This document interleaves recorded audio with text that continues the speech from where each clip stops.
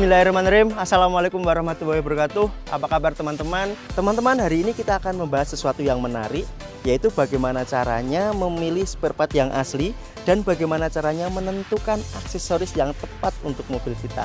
Untuk itu, simak video ini sampai akhir.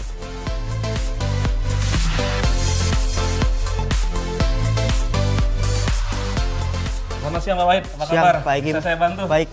Pak, tolong dong saya dijelaskan bagaimana cara saya membedakan spare part yang asli dengan yang palsu. Mari Pak Wahid ke tempat saya. Boleh? Nah, saya akan jelaskan beberapa spare part. Ini contohnya untuk dispet atau dibilang kapas rem Pak ya. Kalau kita beli, kita lihat dulu bungkusnya. Di sini ada kode numbernya ya. Kalau asli itu jelas ya tulisannya. Lebih yakin lagi Bapak buka asli, itu ada kode produksinya Pak. Oh, yang ini ya? Ya, ada kode produksinya. Biasanya kalau yang palsu, dia tidak ada kode produksinya. Berikutnya, kalau asli lebih halus. Jadi komponen metalnya itu, campurannya itu seimbang. Sedangkan yang palsu, dia komponen metalnya lebih banyak dan kasar. Kadang-kadang dia bergelombang dan masih ada sisa-sisa cetakan. Ya, di sini cetakan.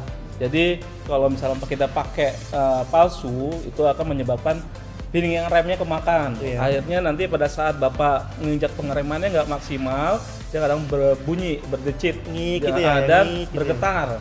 Dan untuk palsu sendiri dia cepat habis Pak, pasti kemakan untuk piringan remnya. Kalau yang asli dia lama awet.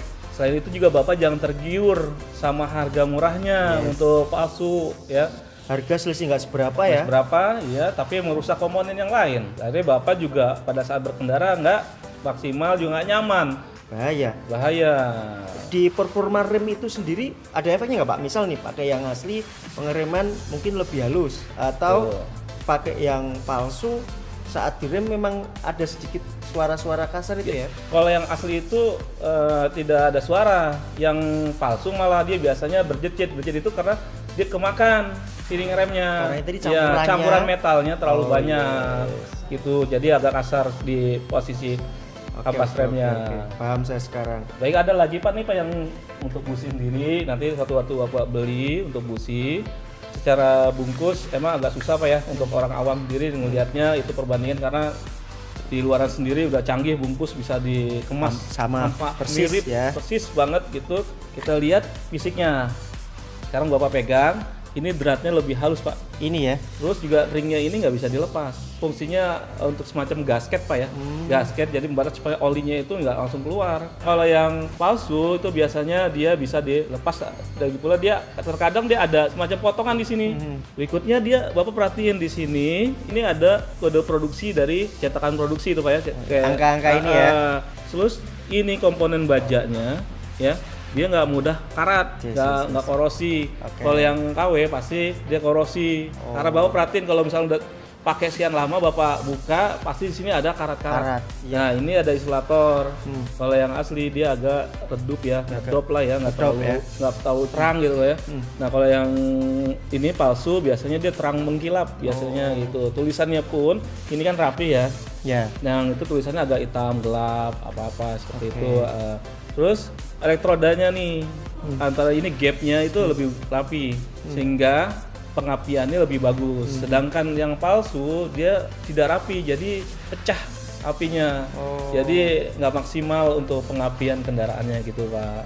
Ngefek ya Pak, tetap yang asli sama palsu untuk performa mesin sendiri ya? Ya, yang pertama tenaganya Pak, karena kan untuk keluarnya apinya itu kan lebih bagus ya untuk yang asli. Yang kedua tidak boros bahan bensin. bakarnya ya. Soalnya kenapa, kalau yang apinya nggak keluarnya itu nggak bagus kan pembakarannya jadi nggak maksimal seperti itu. Kalau untuk ini sendiri, yang satu misalnya nih palsu, yang ini asli, bisa nggak yang ini masih awet, yang ini udah mati gitu, mungkin nggak? Bisa jadi kalau misalkan ini kan awetnya lebih lama, itu lebih cepat. Itu mati nanti pincang kendaraan, tarikannya nggak ada lagi nanti. Kalau untuk harga kira-kira aja Pak, selisih banyak nggak sih Pak? Kalau busi sendiri selisihnya nggak terlalu banyak. Nah itu yang Bapak perhatiin, makanya lebih baik Bapak belinya di bengkel resmi Toyota, terjamin keasliannya. Berikutnya nih Pak, saya pengen beli aksesoris untuk mobil saya, tapi saya pengen tahu dulu nih, kira-kira itu cocok nggak kalau ditempelkan di mobil saya sebelum saya ngeluarin uang untuk dibeli? Nanti akan dibantu oleh rekan kami. Ya, untuk aksesoris nanti ada orang yang membantu Bapak. Nanti Pak saya Boleh, antar Pak sekarang yuk. Baik, Pak. Itulah alasannya kenapa saya selalu memilih ke bengkel resmi untuk urusan servis. Servis advisernya mengerti benar kebutuhan mobil saya, termasuk keaslian spare part yang dipakai. Pak Wahid, saya perkenalkan sales kami. Ya. Saya tinggal dulu Pak Wahid. Terima kasih ya Pak. Ya, halo Mas. Wahid. Ya, Silakan duduk Mas. Siap.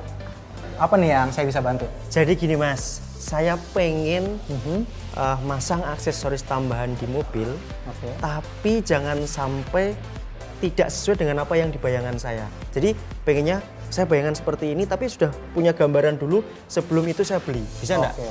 Bisa, aku kenalin ya. Ini ada aplikasi yang bisa nyontoin dan ada gambar 3D-nya. Terpasang seperti apa, tidak terpasang seperti apa. Oke. Dan kita juga bisa simulasikan harganya. Contohnya mau ngecek aksesoris mobil apa? Coba nih dulu Yaris dulu yang warna ini nih. Yaris warna citrus ya. Nah, di Yaris warna citrus kami punya aksesoris untuk pelindung gores di handle. Harga berapa nih? Nah, kalau ini harganya 850.000. Itu Oke. dapat 4. Ada yang lain? Coba di Yaris. Yang Yaris lain ada muffler cutter. Berapa nih? Tambahan list chrome pada knalpot. Iya, iya. 260.000. Oke, Mas coba kalau mobil lain Mas di Lain. Innova mungkin. Innova ada.